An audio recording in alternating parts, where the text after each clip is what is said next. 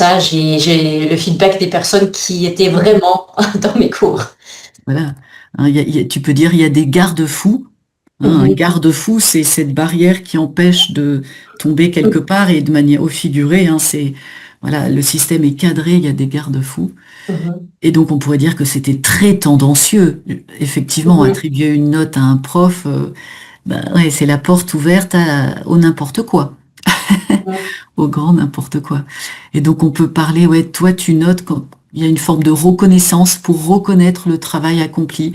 Donc tu peux faire un commentaire élogieux, hein, dithyrambique, très très élogieux. Et donc on peut toujours se dire qu'il y a des armées de trolls qui font mhm, des commentaires négatifs aussi, mhm. hein, les trolls sur Internet. Merci beaucoup, Elke. Merci. Alors Vénus, est-ce que ça t'est déjà arrivé d'attribuer une note, un commentaire, et ça pourrait être quoi le revers de la médaille? Qu'est-ce que tu en penses? Est-ce qu'on note les médecins, les psychothérapeutes aux États-Unis? C'est fou. Euh, mais moi, j'aime pas, j'aime pas les commentaires, même les réseaux sociaux en général. Moi, je préfère rester caché derrière je, le fond voilé, je ne sais pas. Mais j'aime pas être au centre du spectacle, au centre de l'attention et tout ça. Et, et je déteste les commentaires. Et les commentaires qu'on écrit des médecins, normalement, Mhm. on est motivé de partager quelque chose quand on est fâché. Euh, et très souvent, c'est à cause de quelque chose que cette personne vient de faire. Euh, Mhm. euh, et euh, quand on, quand on perd des commentaires euh, laissés pour décrire les produits sur Amazon ou d'autres euh, euh, sites comme ça. Je pense qu'il y a maintenant, euh, il y a, il y a eu une évolution avec les commentaires. Au début, c'était seulement pour partager des vrais commentaires. Euh, et puis, on a appris à profiter de ces commentaires. On a vendu des euh, je ne sais pas comment exactement, mais on a appris à gagner d'argent en écrivant des messages, des commentaires comme ça. Et maintenant, on peut compter tous les commentaires positifs pour décider si on veut vraiment acheter ce produit. Mais, mais très récemment, on a commencé d'utiliser une autre forme, comme un autre niveau de mensonge. Euh, Peut-être pas un véritable mensonge, mais il y a une autre motivation. euh, si on n'est pas payé, euh, on peut, on peut avoir des, euh, d'autres bénéfices. Si on écrire beaucoup de commentaires, on peut avoir des bénéfices comme, je ne sais pas, je crois qu'on peut recevoir des, euh, Mhm. des échantillons de Mhm. produits. On peut recevoir Donc il y a comme... toute une économie, tout un commerce qui s'est Ah créé oui, autour des commentaires. Oui, on peut entrer dans un certain niveau et on peut monter sur en haut de la chaîne pour Grimper les échelons, on peut grimper les grimper échelons les pour échelons. devenir super contributeur. Oui, oui. Et je crois que il y a beaucoup de personnes qui aiment ces titres comme ça, hein. Euh, Mhm, mhm, c'est mhm. comme dans les réseaux sociaux. Mais Ouais, oui, il y a plusieurs options pour ok, profiter. ok. Euh, Ok, donc, merci Vénus de nous avoir éclairé là-dessus. Je ne savais pas tout ça. Donc, j'ai juste noté, mais on ne le dirait pas tout à fait. Tu vois, l'éminence grise. L'éminence grise, c'est celui qui se met pas en avant sous les feux des projecteurs, qui reste plutôt en arrière et qui va donner ah, des conseils aux personnes qui, elles, vont s'exposer. Alors, ce qui n'est pas ton cas, puisque toi, tu ne conseilles personne. Mais ça me faisait penser quand tu disais, je préfère rester dans l'ombre, ne pas m'exposer. oui, Euh, oui.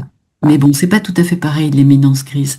Donc on peut parler d'une perte d'authenticité dans les commentaires, puisque c'est devenu une façon de gagner de l'argent.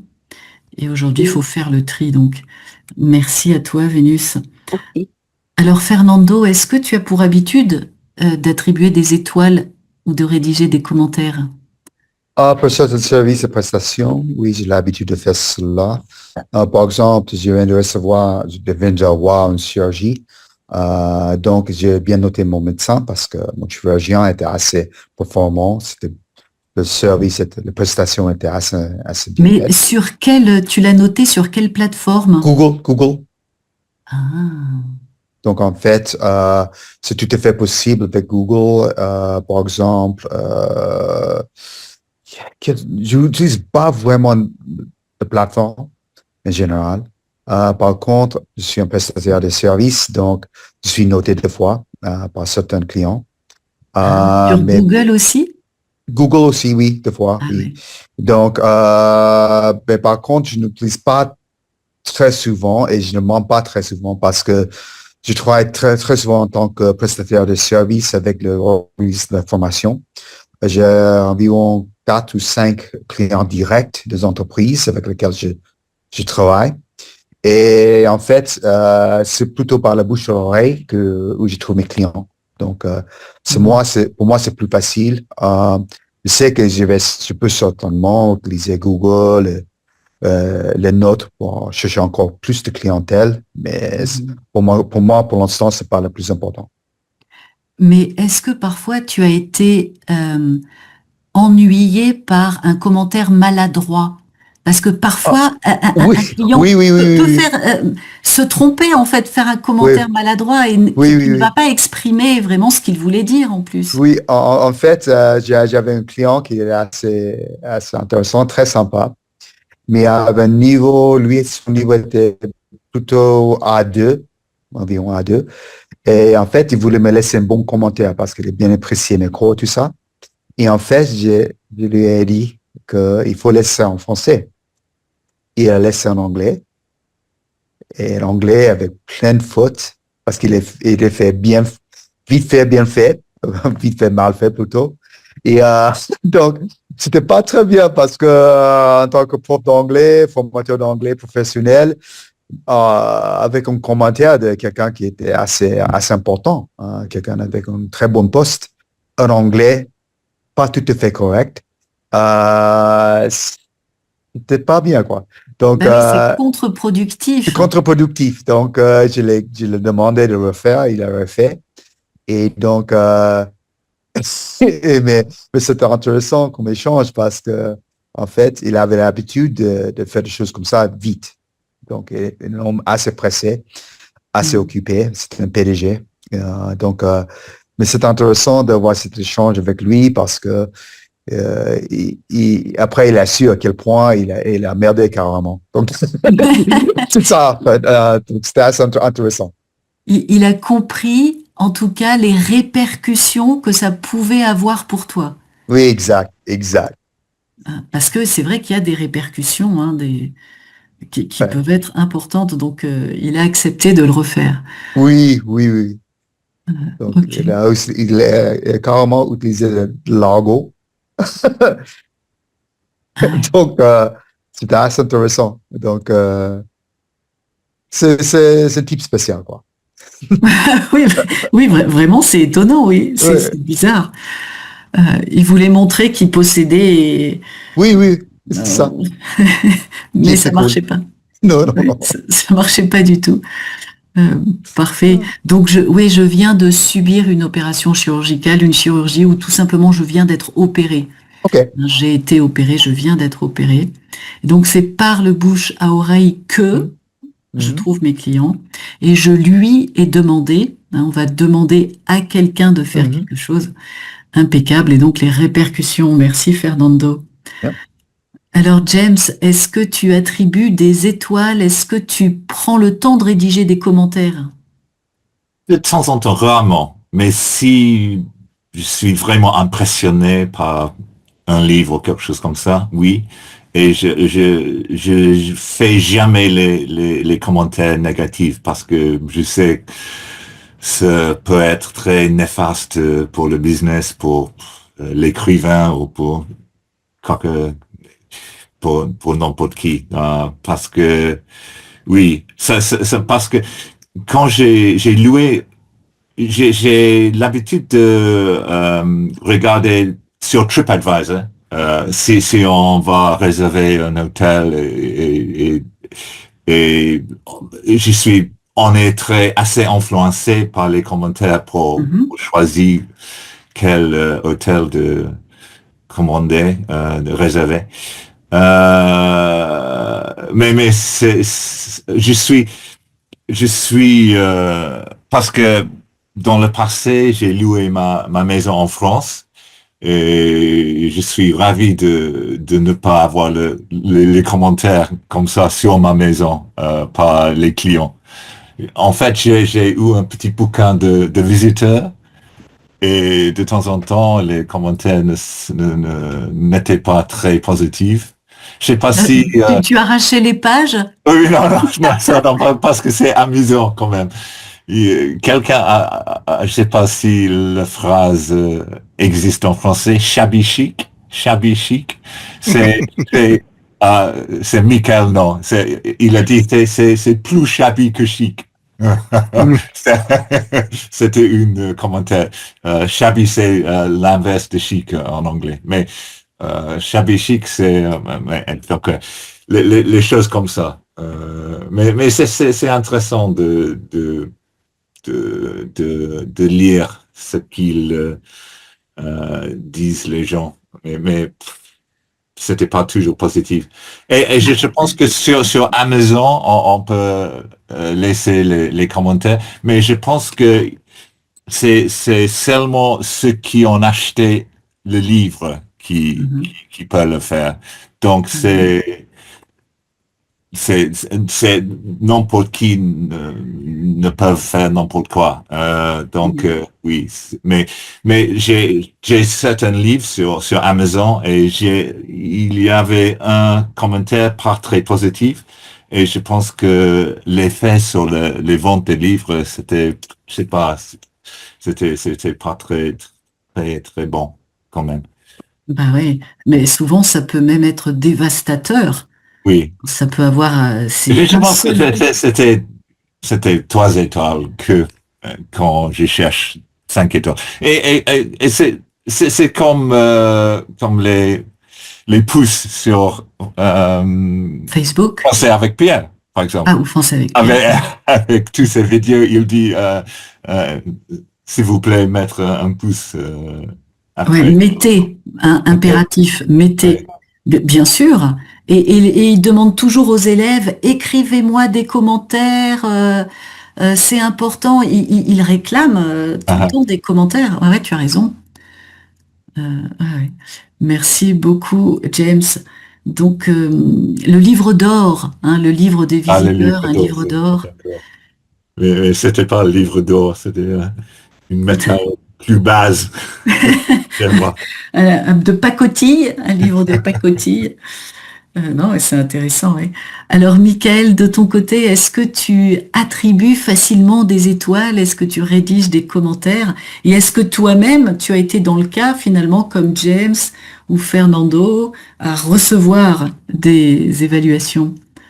Je n'ai jamais reçu d'évaluation parce que je n'ai pas de choses sur Facebook. Bon, j'ai une site pour Facebook, mais de temps en temps, oui, on dit, mais c'est presque seulement des photos de mes voyages, par exemple. Je laisse presque jamais des commentaires sur Amazon ou des choses ou des sites où j'ai acheté quelque chose parce que je suis d'accord avec Elka qui a parlé des années de trolls. Je n'ai pas beaucoup de confiance en ces commentaires. Mais aussi, de temps en temps, je suis très étonné des commentaires sur Amazon. On voit quelque chose, 2 pages de commentaires. On a fait un commentaire de 2 pages avec photos, vidéos, etc. sur un produit. Je me suis dit, qui a le temps pour faire ça? Et pourquoi? Mais généralement, c'est un commentaire positif ou négatif? Pourquoi?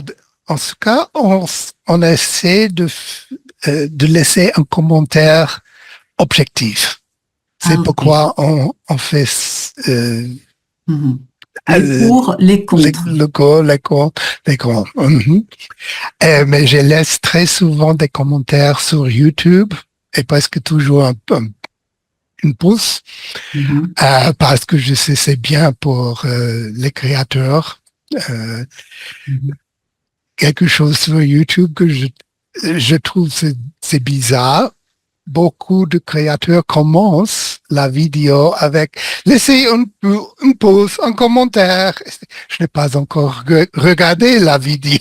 Je ne peux pas dire si la vidéo me plaît ou non. Mais de temps en temps, oui. Mais aussi, je regarde une vidéo et je vois que le créateur a peut-être 1 million d'abonnés ou 500 000 abonnés et il y a déjà 2 000, 3 000 commentaires. Pourquoi? Il ne va pas les lire. Donc ça sert à rien. Là, ça sert à rien. C'est pas. Alors c'est vrai qu'on parle de l'économie du like. L'économie du like, c'est effectivement tout ce dont vous parlez, tout se monétise en fait. Tout se monétise, chaque pouce se monétise, on a l'impression. Enfin, justement, on s'en rend pas forcément compte, mais tout ça est monétisé, sans qu'on ait vraiment conscience. Donc 1 million d'abonnés, 1 million d'abonnés. Voilà. Et je sais que c'est bien. Avec le que, là, je suis obligée d'avoir mon relatif pour... après, je crois que, je pense que, je sais que c'est bien. Ouais, parfait, merci beaucoup, Michael. Alors, Elke, à ton avis, il nous reste 4 minutes. Ouh là là. Alors, que veux-tu rajouter? Ça sera plus simple. Est-ce que tu veux rebondir sur quelque chose qui a été dit? Qu'est-ce que tu peux rajouter sur l'ubérisation? Est-ce que tu penses que le métier de prof va être ubérisé un jour? Il y a déjà des plateformes. Aussi en Autriche, il y a un start-up, j'ai oublié le nom, où on n'est pas bien payé, pas du tout. En tant que prof, mais c'est aussi aux profs comme avec les conducteurs, c'est un mois d'avoir un ordinateur, d'avoir l'internet, moi je paye pour cela et je gagnais pas beaucoup d'argent juste pour avoir une plateforme. Alors c'est le même système et à mon avis moi je veux pas travailler pour eux. Ouais. Donc là, c'est beaucoup de précarité. C'est une augmentation de la précarité et moins de sécurité. Ouais, merci beaucoup, Elke. Merci. Alors, Vénus, qu'est-ce que tu souhaites rajouter sur ce sujet? Quand je cherche à acheter quelque chose sur Amazon, c'est souvent les commentaires entre 2 et 4 étoiles qui m'aident un peu. Parce que je pense qu'on ne veut pas payer les étoiles qui ne sont pas de 5 étoiles. Donc, s'il y a seulement une étoile, la personne est peut-être trop énervée. Mais entre 2 et 4, il y a peut-être beaucoup d'informations. Un conseil judicieux, Vénus. Une bonne stratégie. On évite de regarder le 1 et le 5, on se concentre sur Oui, les étoiles du milieu. Très judicieux. Donc là, tu as plus de chances de trouver un commentaire un peu éclairé, argumenté et pertinent, on peut dire. oui, je crois que oui. Parfait. Et aussi, je me sens un peu avare parce que je vois que j'ai fait la plupart des erreurs dans cette salle. Donc, si quelqu'un veut partager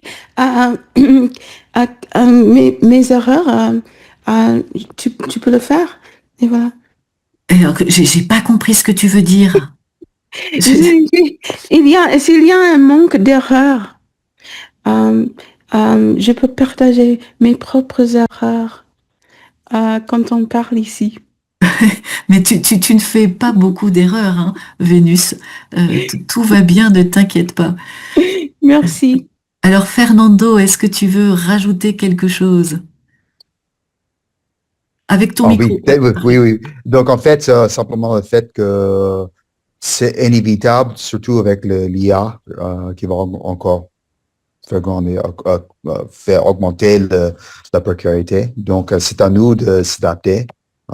Techniquement, j'ai formé des gens dans l'IA. Donc, je pense que Alors, j'ai pas compris. Vas-y, répète ce que tu m'as dit en articulant davantage. Oui. J'ai pas compris. Donc, en fait, je trouve que ça, c'est important que chaque personne suit l'information de l'IA pour mieux comprendre les capacités de l'IA et comment ils peuvent, par exemple, utiliser l'IA en tant que partenaire. Parce que je suis rendu compte, bien sûr, en tant que formateur de linguistique et tout ça, que ça m'aide énormément, mais il y a aussi un vrai danger. Je vois autour de moi pas mal de formateurs qui sont dans une situation assez précaire. Donc, je trouve que c'est à nous de s'adapter, quoi. Ouais, ils sont dépassés. Ils se sont laissés complètement dépasser. Ils n'ont pas pris le virage. Ouais, ils n'ont pas pris le virage. Il faut prendre le virage de l'IA. On n'a pas le choix. Oui. Et en même temps, même si ça nous amène vers une société qu'on n'apprécie pas. Horrible. Ben, c'est terrible parce qu'on devient les propres artisans de sa propre perte. C'est ça. On est le serpent qui mange sa propre queue, c'est ça? Ben oui, parce que comme disait Michael, on est obligé de l'utiliser et en l'utilisant, on la fait progresser et à la fin, elle va nous bouffer. Ouais, c'est ça. Nous sommes l'artisan de notre propre perte. Donc être dépassé, prendre un virage. Et c'est important que subjonctif. D'accord. Et prendre de l'ampleur, hein, grossir. Merci Fernando. Si. Alors James, on t'écoute. Qu'est-ce que tu souhaites? Je demandais combien d'étoiles de vous donner, Judith, pour ce cours. Combien d'étoiles? Ah, alors tu me donnes combien d'étoiles? C'est peut-être 4 ou 5. Allez, 5, James, parce que sinon, Pierre, après, il va me dire, non, Judith, regarde, tu n'as pas... tu sais, c'est comme avec Hubert. Ah oui, il va me dire, non, achète-toi un casque. Ça va pas. Non, mais d'ailleurs, Pierre demande aux étudiants les profs sont régulièrement évalués et c'est normal d'être évalué, comme disait Elke. Je trouve ça tout à fait normal dans l'évaluation. Après, moi, je préfère quand on a, comme le disait Elke, des critères clairs, et objectif d'évaluation, plutôt que 1 étoile, 2 étoiles, 3 étoiles. Bien sûr. Bon, ok. Donc, James, je te donne pour ton humour britannique et ton humour caustique, je te donne 5 étoiles pour ton sens de l'humour. Pas pour mon français. Voilà, non, pas pour ton français, il faudra revenir. Voilà. Et Michael, on t'écoute. Oh, je n'ai plus à dire maintenant. Et il faut, je dois sortir aussi parce que j'ai une leçon anglais après. Ah, voilà, c'est ça.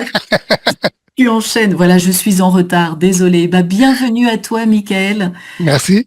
Et Je suis ravi d'être ici.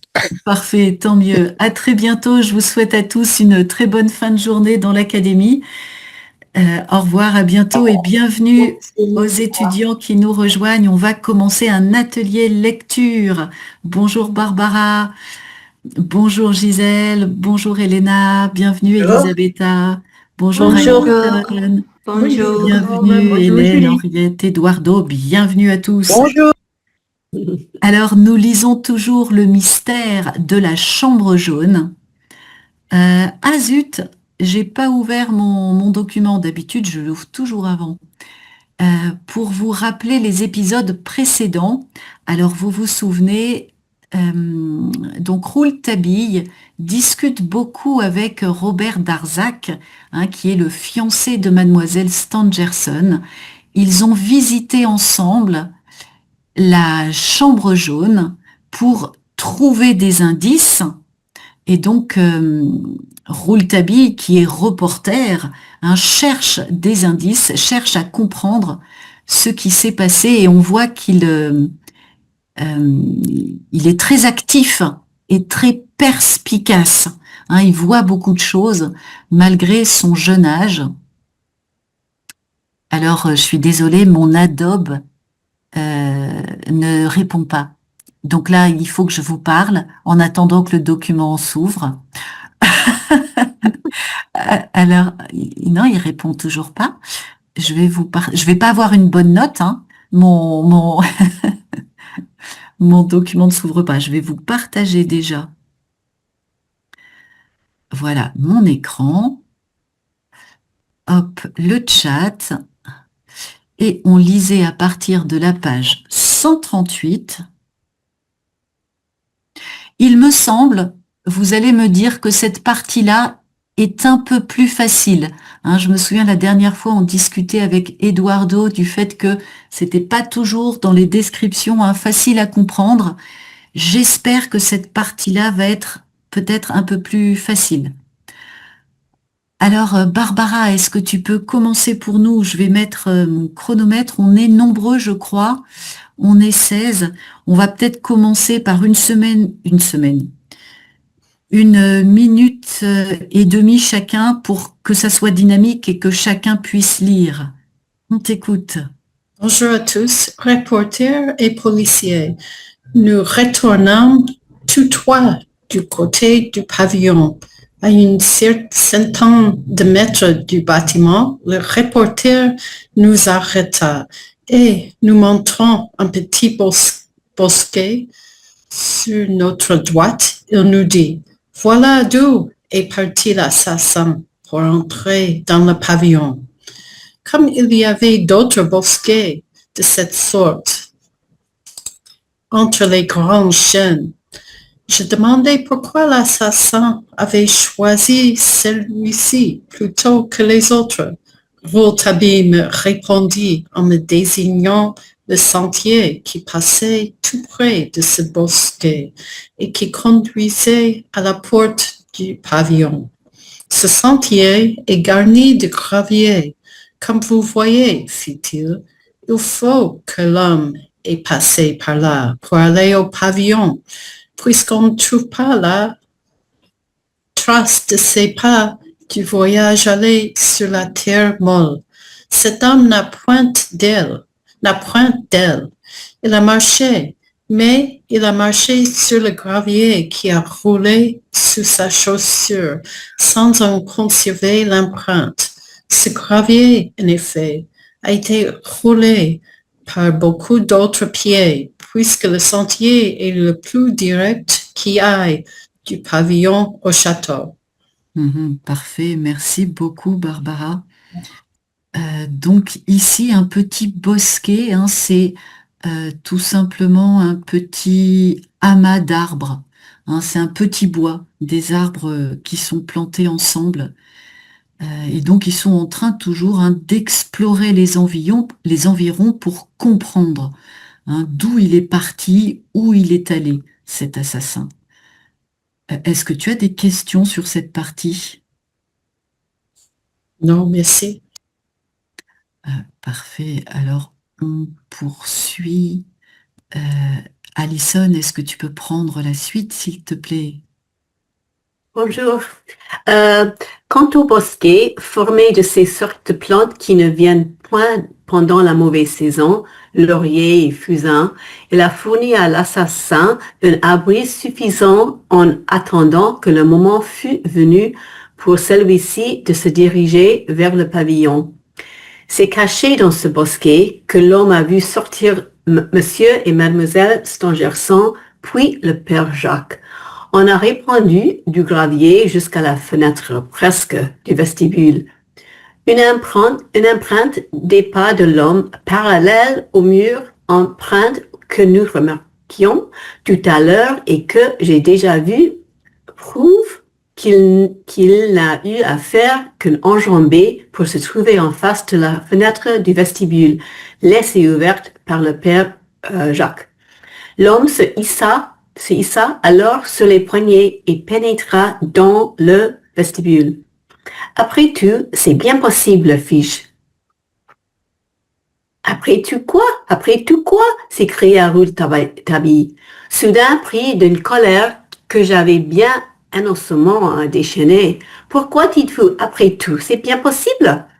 Je le suppliais de ne point se fâcher, mais il était déjà beaucoup trop pour m'écouter, et il déclarait qu'il admirait le doute prudent avec lequel certains gens, moi, abordaient de loin les problèmes les plus simples, de se risquant jamais à dire ceci est ou ceci n'est pas, de telle sorte que leur intelligence aboutissait tout juste au même résultat qui aurait été obtenu si la nature avait oublié de garnir leur boîte crânienne d'un peu de matière grise. Bon, là, c'est un peu complexe quand même. J'étais en train de me dire, je leur ai dit que c'était facile, mais là, pas trop. Donc voilà, la boîte crânienne, hein, c'est le crâne, et la matière grise, c'est le cerveau, la matière à l'intérieur qui permet de réfléchir. Donc là, il est un peu fâché, Rouletabille. Donc j'ai juste noté ici, hein, la nasale tombe à cause de la voyelle derrière le double N, donc on prononce bien le I innocemment. Hein, j'avais déchaîné innocemment sa colère. Merci.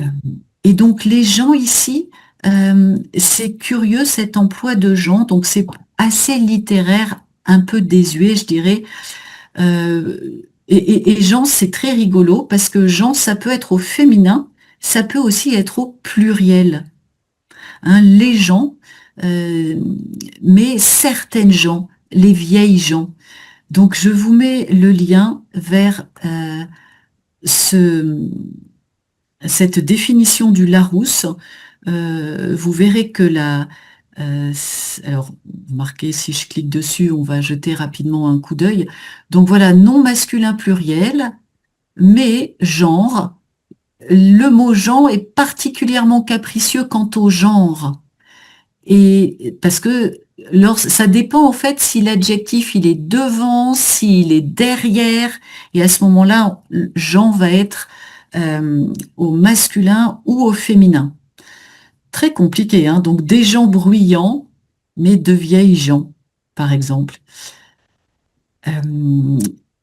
Et alors, voilà, on évite d'employer Jean avec un numéral parce que Jean, d'habitude, à ce moment-là, on utilise plutôt le mot personne. Et de nos jours, c'est un peu désuet d'utiliser genre de cette façon-là. On utilise beaucoup plus fréquemment le mot personne. Donc certaines gens, c'est un peu littéraire et très soutenu ici. Est-ce que tu as des questions, Alison, sur cette partie? Alors, on poursuit. Elena, est-ce que tu peux prendre la suite, s'il te plaît? Oui, bonjour. Comme je paraissais vexée, mon jeune ami me prit par le bras et m'accorda qu'il n'avait point dit cela pour moi, attendit qu'il m'avait en particulière estime. Mais enfin, reprit-il, il est quelquefois criminel de ne point, quand on le peut, raisonner à coup sûr. Si je ne raisonne point, comme je le fais, avec ce gravier, il me faudra raisonner avec un ballon. Mon cher, la science de l'aérostation dirigeable n'est point encore assez développée pour que je puisse faire entrer dans le jeu de mes cogitations l'assassin qui tombe du ciel. Ne dit-on point qu'une chose est possible quand il est impossible qu'elle soit autrement? Nous savons maintenant comment l'homme est entré par la fenêtre et nous savons aussi à quel moment il est entré. Il y est entré pendant la promenade de 5 heures. Le fait de la présence de la femme de chambre qui vient de faire la chambre jaune dans le laboratoire au moment du retour du professeur de sa fille à 1h30 nous permet d'affirmer qu'à 1h30, l'assassin n'était pas dans la chambre, sous le lit, à moins qu'il n'y ait complicité de la femme de chambre. Qu'en dites-vous, monsieur Robert Darzac? Monsieur Darzac secoua la tête, déclara qu'il était sûr de la fidélité de la femme de chambre de mademoiselle Stangerson, et que c'était une fort honnête et fort dévouée domestique. Parfait, merci beaucoup à toi. Je voulais juste revenir sur mon cher. Mon cher, oui, oui. Voilà, mon cher, en prononçant le R. Mon cher, ma chère, mon cher. Là, effectivement, on prononce le R final. La consonne est prononcée. Mon Merci. cher monsieur. Impeccable. Est-ce que tu as des questions, Elena, sur cette partie? Non, merci, c'est tout clair. Merci à toi. Alors, Hélène, est-ce que tu peux prendre la suite, s'il te plaît? Avec ton micro, là, je t'entends pas. Ce sera mieux. Excuse-moi, c'est toujours pareil. Et puis, à 5 heures, M. Stangerson est entré dans la chambre pour chercher le chapeau de sa fille, ajoute-t-il. Il y a encore cela, fit Rouletabille. L'homme est donc entré dans le moment que vous dites par cette fenêtre, fis-je.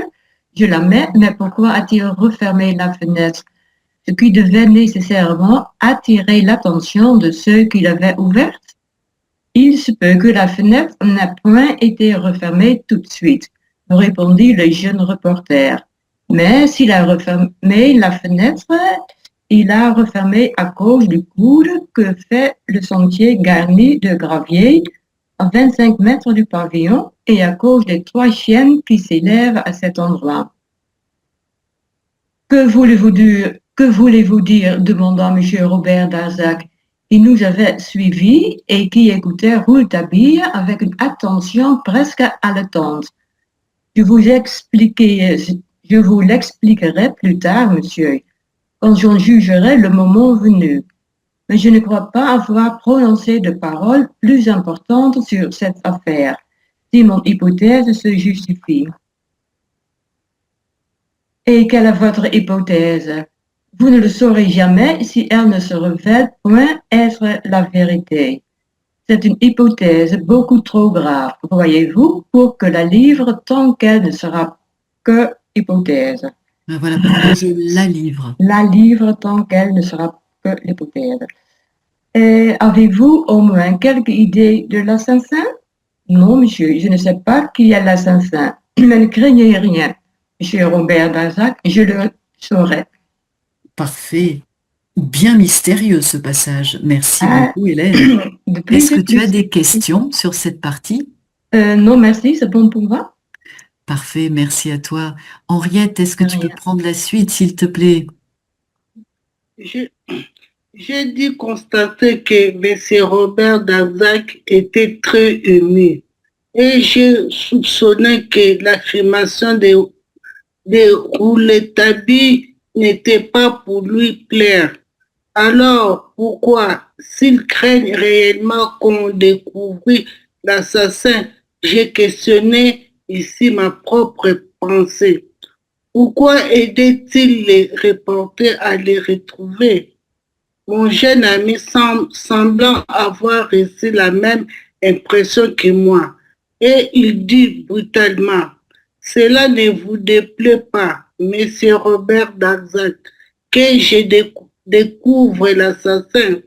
Ah, je voudrais le tuer de ma main, s'écria le fiancé de mademoiselle Stangerson avec un élan qui m'est stupéfiant. Je vous crois, fit gravement Rouletabille, mais vous n'avez pas répondu à ma question. Nous pensions près du bosquet dont les jeunes reporters nous avaient parlé à l'instant. J'y rentrais et lui montrais les traces évidentes du passage d'un homme qui s'était caché là. Rouletabille, une fois de plus, avait raison.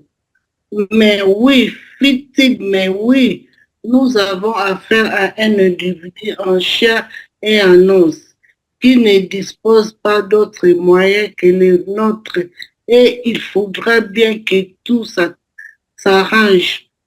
Ouais, super. J'ai juste noté ici, Henriette, nous passions pour bien faire entendre à ce moment-là, c'est pas le présent, nous passons, nous passions. L'imparfait près du bosquet. Et donc être très ému, ici elle est très fréquente, la liaison. Il était très ému. Il était très ému. Le pauvre monsieur Robert Darzac. Est-ce que tu as des questions, Henriette? Non. Parfait, merci à toi. Eduardo, est-ce que tu peux prendre la suite, s'il te plaît? Ce disant, il me demanda la semelle de papier qu'il m'avait confiée et l'appliqua sur une empreinte très nette, derrière le bosquet.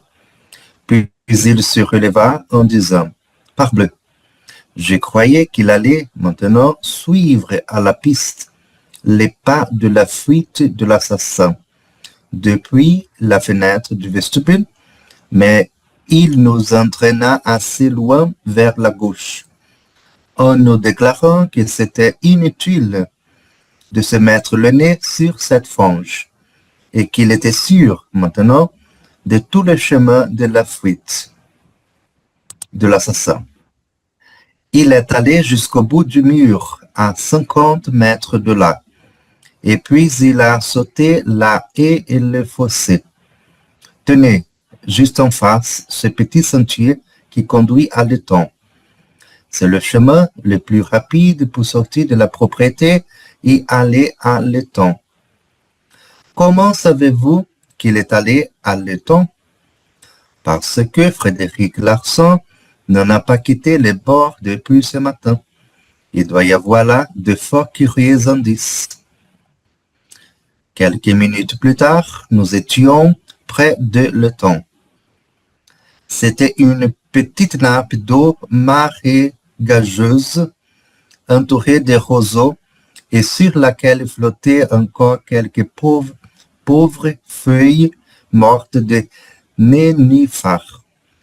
Le grand Fred nous vit peut-être venir, mais il est probable que nous l'intéressions peu, car il ne prit guère attention à nous et continua de remuer du bout de sa canne quelque chose que nous ne voyons pas. Est-ce que tu peux me répéter ici? Que nous ne voyons. Exactement, voilà, pour bien faire entendre l'imparfait. Hein, voyons sans le i, nous voyons, nous ne voyions pas. Hein, c'est pas facile, mais effectivement, il faut le faire durer un petit peu plus. Tu l'as très bien redit. Quelque chose que nous ne voyions pas. Et alors ici, hein, d'habitude, ça c'est une tournure un peu désuète aussi. Hein, on dit pas prendre attention à quelqu'un, mais faire attention à quelqu'un. Donc aujourd'hui, on dirait plutôt car il ne fit guère attention à nous. Est-ce que tu as des questions, Eduardo, sur cette partie? Non, pas de questions. Ah, sauter la haie et le fossé. Oui, une question.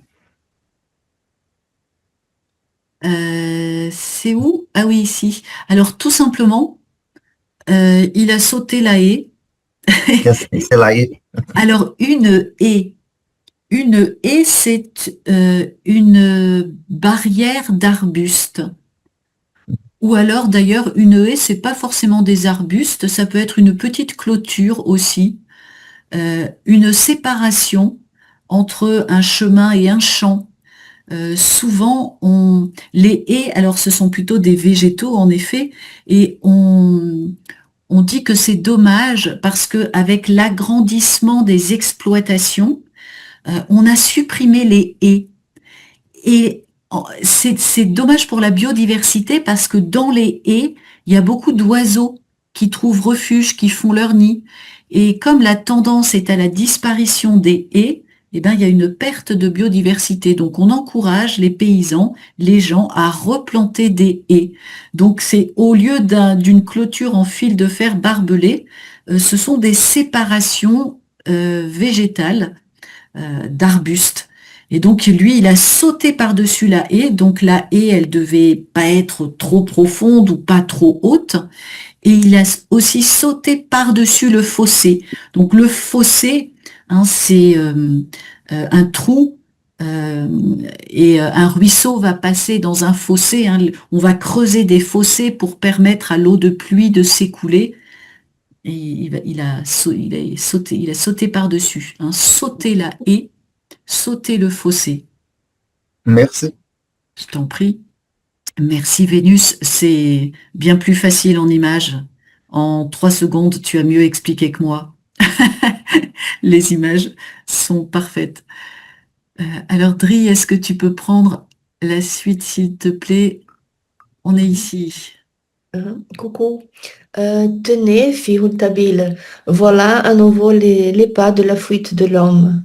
Ils tournent le temps ici, reviennent et disparaissent enfin. Près de l'étang, juste devant ce sentier qui conduit à la grande route d'Épinay. L'homme a continué sa fuite vers Paris. Qui vous le fait croire, interrompis-je, puisqu'il n'y a plus les pas de l'homme sur le sentier, ce qui me le fait croire. Mais c'est pas là. C'est pas que j'attendais, s'écria-t-il en désignant l'empreinte très nette d'une chaussure élégante. Voyez. Et il interpella Frédéric Larsan. Monsieur Fred, cria-t-il, ces pas élégants sur la route sont bien là depuis la découverte du crime? Oui, oui, jeune homme. Oui, ils ont été relevés soigneusement, répondit Fred, sans lever la tête. Vous voyez, il y a les pas qui viennent et les pas qui repartent. Et cet homme avait une bicyclette, s'écria le reporter. Ici, après avoir regardé les empreintes de la bicyclette qui suivait, aller et retour, les pas élégants, j'ai cru pouvoir intervenir. La bicyclette explique la disparition des pas grossiers de l'assassin, fis-je. L'assassin, au pas grossier, est monté à bicyclette. Son complice, l'homme aux pas élégants, était venu l'attendre au bord de l'étang, avec la bicyclette. On peut supposer que l'assassin agissait pour le compte de l'homme aux pas élégants. Et donc, roule ta bille. Hein, le i, roule ta bille. Roule ta bille. Impeccable. Ici, après avoir, hein, elle est assez fréquente, cette liaison-là.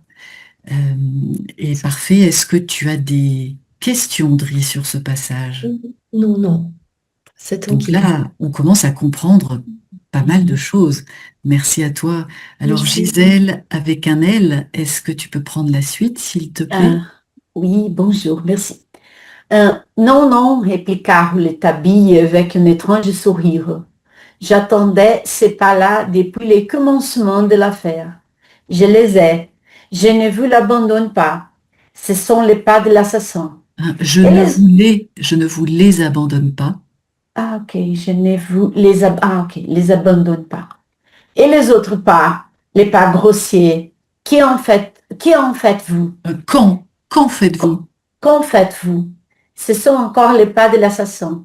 Alors, il y a un deux? Non. Il y en a deux? Il y en a deux, ouais, avec la liaison en fait. Il y en a deux? Il y en a deux? Parfait. Non, il n'y en qu'un. Alors, oui, il est compliqué ici à cause des liaisons. Il n'y en a eu qu'un. Il n'y en a qu'un. Il n'y en qu'un. Il n'y en a eu qu'un. Il n'y en a qu'un. Il n'y en a eu qu'un. Il n'y en a qu'un. Ouais, mais t'oublies juste le U. Il n'y en a eu qu'un. Il n'y en a eu qu'un. Parfait, excellent. Et il n'y a pas de complice. Très fort, cria de sa place Frédéric Larsan. Tenez, continua le jeune reporter, en nous montrant la terre remuée pour des talons grossiers. L'homme s'est assis là et a enlevé les godillots qu'il avait mis pour tromper la justice. Et puis les importants sans doute avec lui. Il s'est relevé avec ses pieds à lui et tranquillement a regagné ou pas la grande route en tenant sa bicyclette à la main. Il ne pouvait se risquer sur ce très mauvais sentier à courir à bicyclette. Du reste, ce qui l'éprouve, c'est la marque légère et hésitante de la bécane sur les sentiers, malgré la mollesse du sol. Oui, parfait. Donc ici, la bécane, c'est le vélo.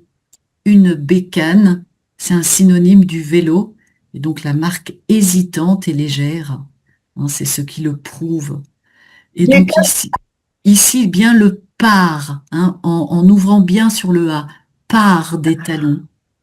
Terre remuée par des talons. Impeccable. Ouais, tu avais une question, Gisèle? La mollesse du sol. Oui, parce qu'en fait, ça veut dire que mollesse, c'est mou. Mou, molle, mollesse, ça veut dire que le sol, il est tendre. Il a plu il n'y a pas très longtemps avant. On nous parlait, tu sais, au début de fange, de boue. Donc en fait, comme le sol est mou, à cause de la pluie, on voit les empreintes de pas et on voit les empreintes aussi et la trace du vélo sur le sentier. Donc la mollesse, c'est le fait que le sol est tendre et mou. Ok, merci. Merci à toi. Ruby, est-ce que tu peux prendre la suite, s'il te plaît? Oui, merci. S'il y avait eu un homme sur cette bicyclette, les roues fussent entrées profondément dans le sol. Non, non, il n'y avait là qu'un seul homme, l'assassin à pied. Bravo, bravo, fit encore le grand Fred. Et tout à coup, celui-ci vint à nous, se planta devant Monsieur Robert Darzac et lui dit « Si nous avions une bicyclette ici, nous pourrions démontrer la justesse du raisonnement de ce jeune homme, Monsieur Robert Darzac. Vous ne savez pas s'il s'en trouve une au château? » Non, répondit Monsieur Darzac, il n'y en a pas. J'ai emporté la mienne il y a 4 jours à Paris. la dernière fois que je suis venue au château avant le crime. C'est dommage, répliqua Fred sur le ton d'une extrême froideur, et se retournant vers Rouletabille. Si cela continue, dit-il, vous verrez que nous aboutirons tous les deux aux mêmes conclusions. Avez-vous une idée sur la façon dont l'assassin est sorti de la chambre jaune? Oui, fit mon ami, une idée. Une idée. Moi aussi, continua Fred, et ce doit être la même. Il n'y a pas deux façons de raisonner dans cette affaire. J'attends pour m'expliquer devant le juge l'arrivée de mon chef. Ah, le chef de la sûreté va venir? Oui, cet après-midi pour la confrontation dans le laboratoire devant le juge d'instruction de tous ceux qui ont joué ou pu jouer un rôle dans le drame. Ce sera très intéressant. Il est malheureux que vous ne puissiez y assister. Voilà, que vous ne puissiez y assister. Voilà. Merci. Impeccable. Donc, avec notre subjonctif, c'est malheureux que vous ne puissiez pas être là. Impeccable. Donc, ceux qui ont joué ou ceux qui éventuellement ont pu jouer un rôle dans le drame. Merci beaucoup à toi, Merci. Ruby. C'était parfait. Est-ce que tu as des questions? Non, merci. Ça va. Alors, on poursuit. C'est bien. Gisèle avec 2 L. On t'écoute. Parfait, merci. J'y assisterai, affirma Rouletabille. Vraiment, vous êtes extraordinaire pour votre âge, répliqua le policier sur un ton non dénoué d'une certaine ironie. Vous feriez un merveilleux policier si vous aviez un peu plus de méthode. Si vous obéissiez, si vous obéissiez moins à votre instinct et aux bosses de votre front. C'est une chose. Les bosses. Aux bosses de votre front. C'est une chose que j'ai déjà observée plusieurs fois, monsieur Rouletabille. Vous raisonnez trop. Vous ne vous laissez pas assez conduire par votre observation. Que dites-vous du mouchoir plein de sang et de la main rouge sur le mur? Vous avez-vous, la main rouge sur le mur? Moi, je n'ai vu que le mouchoir. Dites. Bah, fit Rouletabille, un peu interloqué. L'assassin a été blessé à la main par les revolvers de mademoiselle Stangerson. Ah, observation brutale, instinctive. Prenez garde. Vous êtes trop directement logique, monsieur Rouletabille. La logique vous jouera un mauvais tour si vous la brutalisez ainsi. Il est de nombreuses circonstances dans lesquelles il faut la traiter en douceur, la prendre de loin. Monsieur Rouletabille, vous avez raison quand vous parlez du revolver de mademoiselle Stangerson. Il est certain que la victime a tiré, mais vous avez tort quand vous dites qu'elle a blessé l'assassin à la main. Je suis sûr, s'écria Rouletabille. Ouais, très bien. Et donc, je voulais juste revenir ici. On a une nasale ici aussi. Tu l'as très bien instinctive. Voilà. Instinctif. À l'accès instinctif. Voilà, alors veut, instinctive, parce que une observation instinctive. Instinctive. Parfait, Gisèle. Est-ce que tu as des questions? Non, c'est bien, merci. Parfait, donc on poursuit. C'est intéressant leur duel. Vénus, est-ce que tu peux prendre la suite, s'il te plaît? Ah oui, merci. Fred, imperturbable, l'interrompit. Défaut d'observation, l'examen du mouchoir, les innombrables petites taches rondes, écarlates,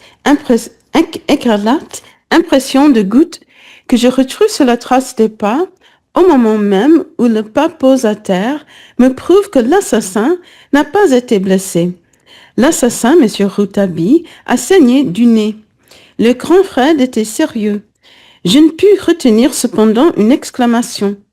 Le reporter regardait Fred, qui regardait sérieusement le reporter, et Fred tira aussitôt une conclusion. L'homme qui saignait du nez dans sa main et dans son mouchoir a essuyé sa main sur le mur. La chose est fort importante, ajouta-t-il, car l'assassin n'a pas besoin d'être placé à la main pour être l'assassin. Rouletabille sembla réfléchir profondément et dit « Il y a quelque chose, monsieur Frédéric Larsan, qui est beaucoup plus grave que le fait de brutaliser la logique. C'est cette disposition d'esprit propre à certains policiers qui leur fait, en toute bonne foi, plier en douceur cette logique aux nécessités de leur conception. Vous avez votre idée, déjà, sur l'assassin, monsieur Fred, ne le niez pas. Et il ne faut pas que votre assassin ait été blessé à la main, sans quoi votre idée tomberait d'elle-même. Et vous avez cherché et vous avez trouvé autre chose. C'est un système bien dangereux, monsieur Fred, bien dangereux, que celui qui consiste à partir de l'idée que l'on se fait de l'assassin pour arriver aux preuves dont on a besoin. Cela pourrait vous mener loin. Prenez garde à l'erreur judiciaire, monsieur Fred, elle vous guette. Parfait. Merci, Vénus. Est-ce que tu as des questions sur cette partie? Ah non, merci. Donc là, c'est vraiment un duel, hein, et avec deux conceptions qui s'opposent. C'est intéressant. On en reparle tout à l'heure. Alors, Isa, est-ce que tu peux prendre la suite, s'il te plaît? Oui, bonjour. Et regardons un peu les mains dans les poches, légèrement goguenard. Ouais, pas facile. Goguenard. Goguenard. Rouletabille de ces petits yeux malins fixa le grand Fred. Frédéric Larsan considéra en silence ce gamin qui prétendait être plus fort que lui. Il haussa les épaules, nous salua et s'en alla à grande enjambée, frappant la pierre du chameau de sa grande canne. Et alors, tu vois ici, on a notre adjectif qui est placé devant le nom. Dans ces cas-là, tu es obligé de faire la liaison. Donc, grandes enjambées. Grandes enjambées. Parfait. D'accord. Rouletabille les regardait s'éloigner, puis le jeune reporter se retourna vers nous, la figure joyeuse et déjà triomphante. Je le battrai, nous jeta-t-il, je battrai le grand frère, si fort soit-il, je le battrai-tu. Rouletabille est plus fort que tu. Et le alors, grand ici, frère, tu vois, là et là, on va prononcer le S parce qu'en fait, ici, la fonction de tous, c'est un pronom. Hein, je vais battre qui? Ben, tous les autres, tous. Hein, je vais battre Fred, je vais battre les policiers. Donc ici, tous est bien pronom. Quand tous est pronom, on prononce toujours le S. Tous, il peut aussi être tous les hommes. Il peut être article et dans ces cas-là, on prononce pas. Mais quand il est pronom, comme ici, eux tous, je les battrai tous, ben on prononce toujours le S. d'accord, merci. Et le grand Fred, l'illustre, le fameux, l'immense Fred, l'unique Fred raisonne comme une savate, comme une savate. Et il esquissa un entrechat, mais il s'arrêta subitement dans sa chorégraphie. Parfait, merci beaucoup à toi. Alors, un entrechat, c'est un pas de danse. Un entrechat, bah, c'est une figure hein, où tu fais un saut sur le côté en faisant un pas de côté, voilà, un entrechat. Donc, c'est comme on parle de danse, il parle de chorégraphie. Est-ce que tu as des questions sur cette partie? Donc Vénus nous a mis la définition de goguenard, hein, c'est quelqu'un qui se moque de quelqu'un d'autre. Et donc là, une savate, en fait, savate, c'est une personne maladroite, ou alors c'est une pantoufle, une vieille pantoufle, une savate.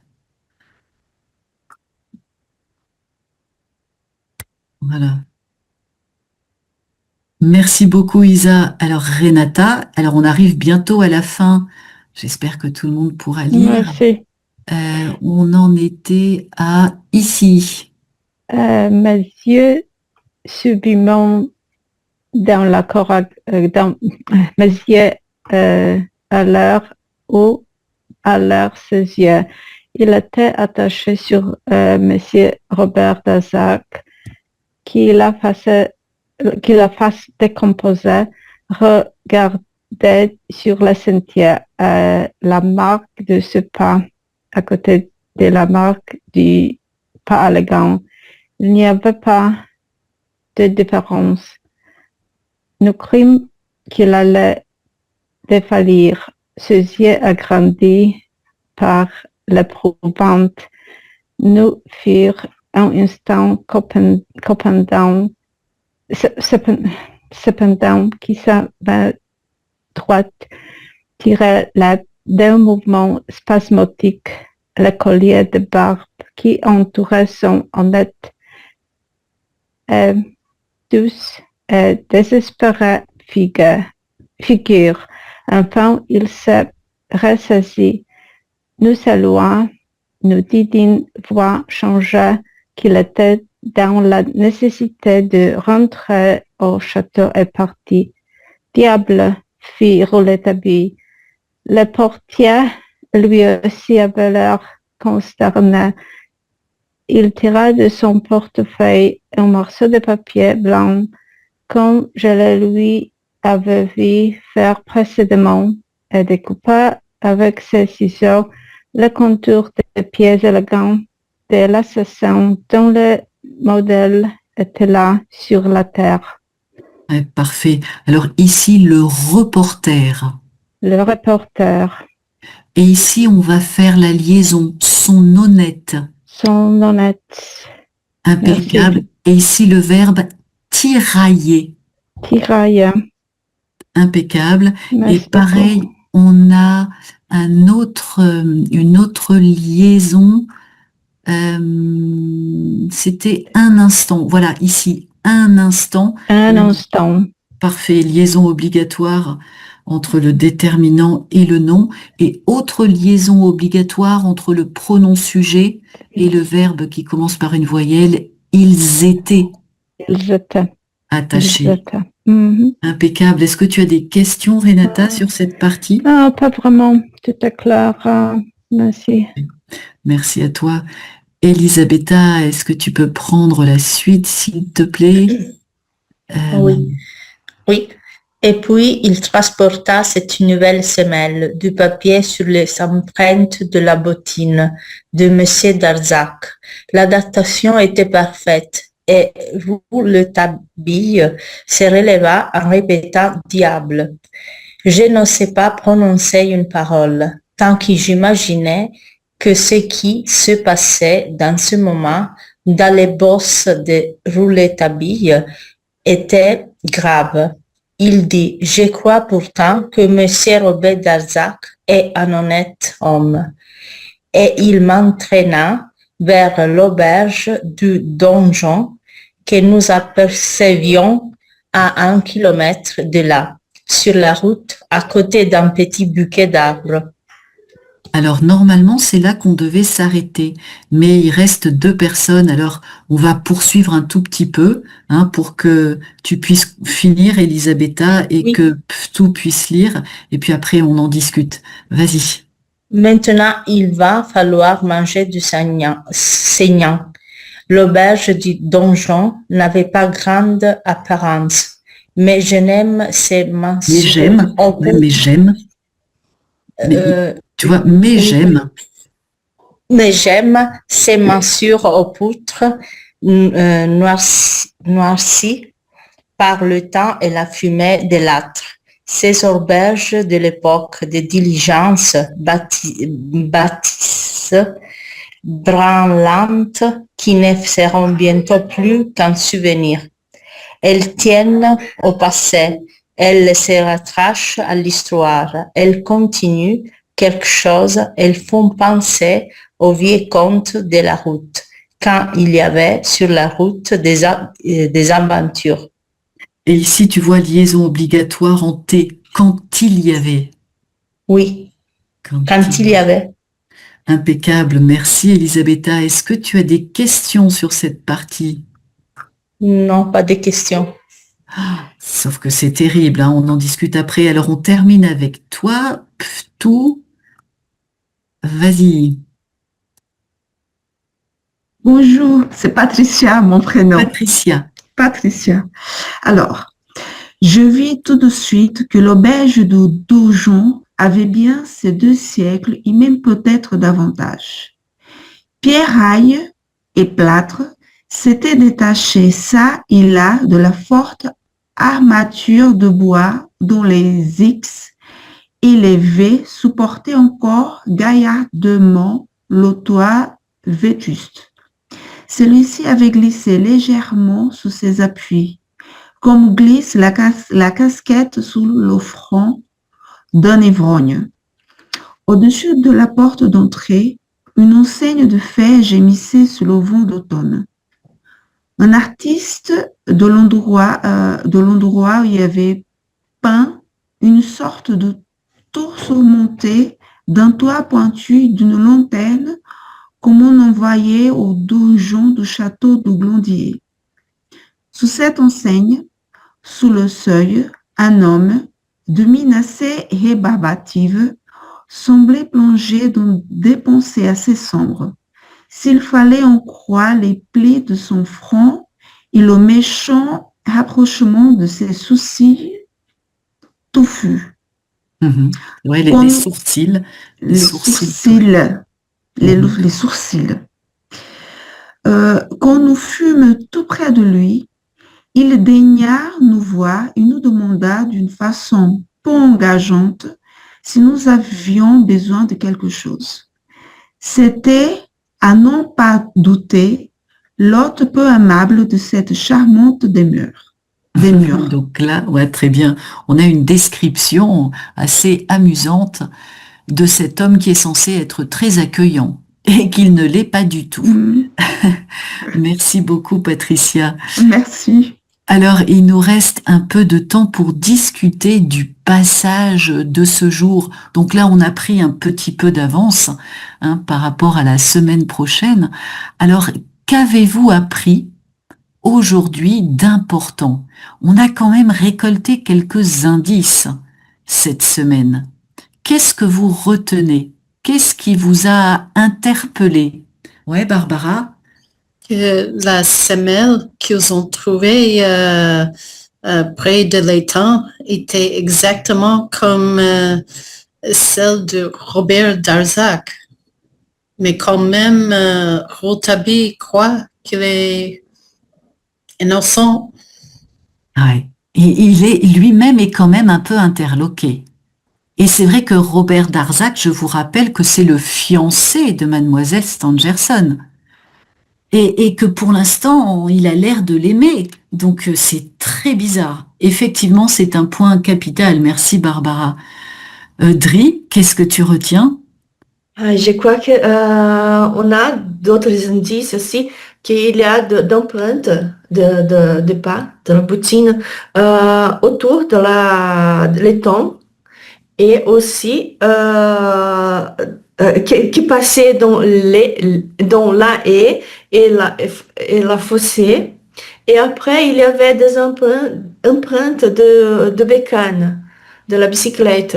Et il y avait aussi des sangs, de petites gouttes de sang qui montraient que ce n'était pas une blessure de main qui saignait, mais probablement c'était le nez qui saignait.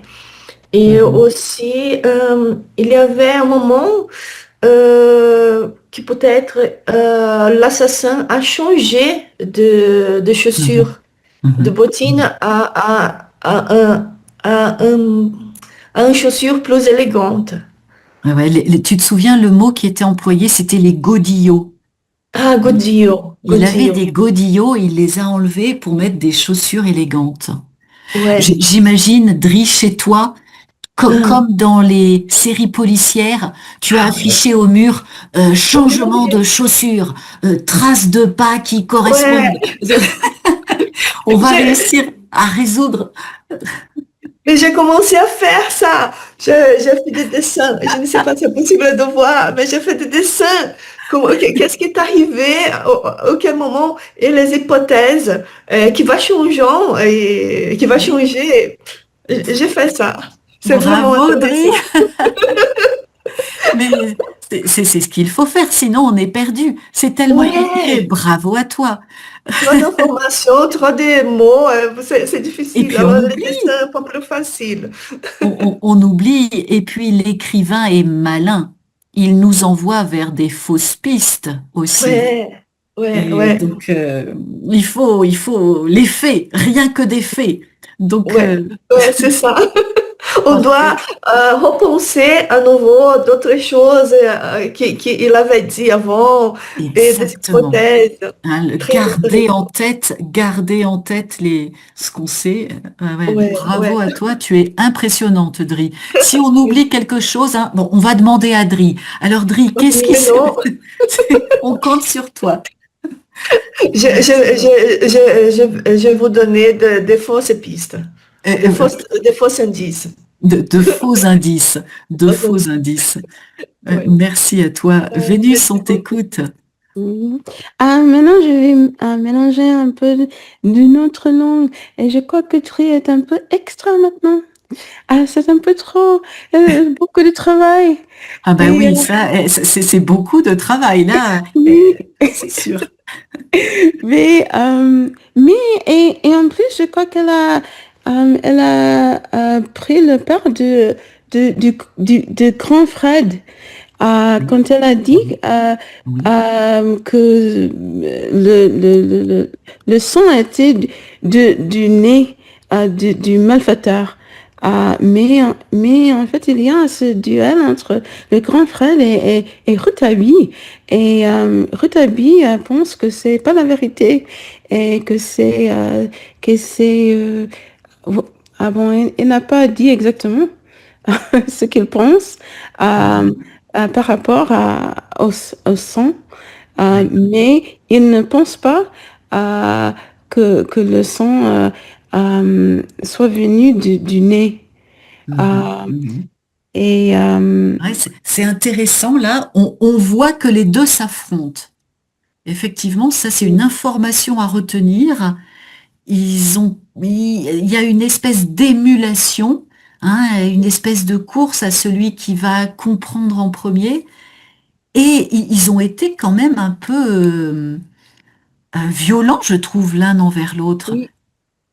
Il y a une expression en anglais qu'on utilise parfois quand on utilise des cornes, des cornes des deux combattants, comme